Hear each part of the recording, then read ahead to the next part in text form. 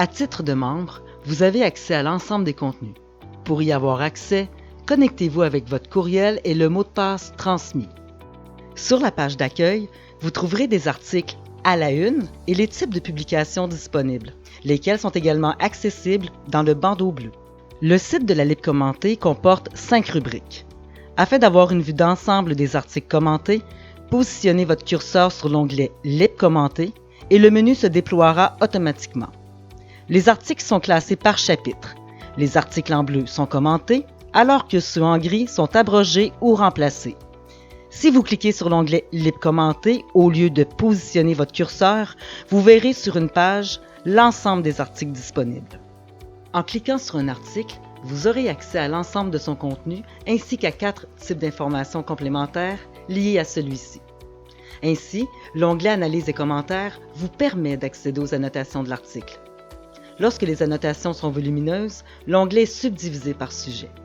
Pour lire le contenu, il vous suffit alors de cliquer sur le titre du sujet afin qu'il se déploie. L'onglet Jurisprudence donne accès aux décisions importantes liées à l'article. L'onglet Informations complémentaires indique les différentes lois, les règlements ou autres documents pertinents liés à l'article. Dans la majorité des cas, un hyperlien sera disponible pour avoir accès à ces contenus. Pour obtenir le PDF de l'article comportant l'information comprise dans ces 3 onglets, référez-vous à l'administrateur institutionnel de votre organisation. Quant à l'onglet Notes et documents, il vous permet d'ajouter des commentaires ou des documents qui seront visibles uniquement par les membres de votre organisation. Il suffit de cliquer sur « Ajouter une note ». Au bas de la page, vous retrouverez, s'il y a lieu, les articles liés à l'article consulté. Dans un rectangle gris, au-dessus de chaque article lié, il y a les principaux sujets traités par cet article. Par exemple, l'article 3.1 traite de la gratuité des services, du non-résident et des services éducatifs offerts à un non-résident.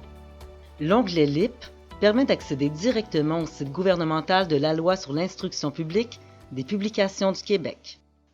Lorsque vous cliquez sur l'onglet Publications, vous trouverez 3 sections, les avis juridiques, les infos fédées de la Direction des affaires juridiques et des outils. Chaque section comporte une description de ce qu'elle contient.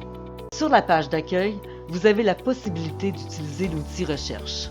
Par exemple, si le mot « gratuité » est tapé, le moteur de recherche indiquera tous les articles et les publications contenant ce mot. Cliquez sur le titre ou le bouton d'appel à l'action gris ou bleu pour accéder au contenu.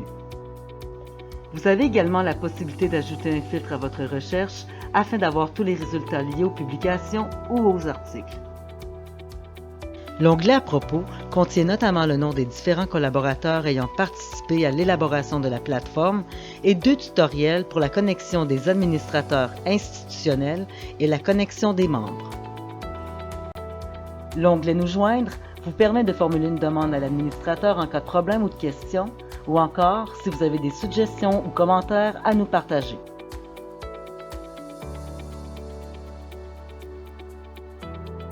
Pour modifier les informations de votre profil, vous devez cliquer sur l'onglet « Mon compte » qui se trouve en haut à droite de l'écran. Une fois modifié, cliquez sur « Enregistrer les modifications » pour les sauvegarder. Pour modifier votre mot de passe, cliquez sur l'onglet « Sécurité ». Pour sauvegarder le nouveau mot de passe que vous avez inscrit, cliquez sur « Modifier le mot de passe ». Si vous souhaitez obtenir de l'assistance, vous pouvez vous référer à votre administrateur institutionnel ou remplir le formulaire de demande via la rubrique « Nous joindre ». L'onglet « Mon institution » vous permet d'avoir accès aux renseignements de votre administrateur institutionnel, dont son nom et son courriel.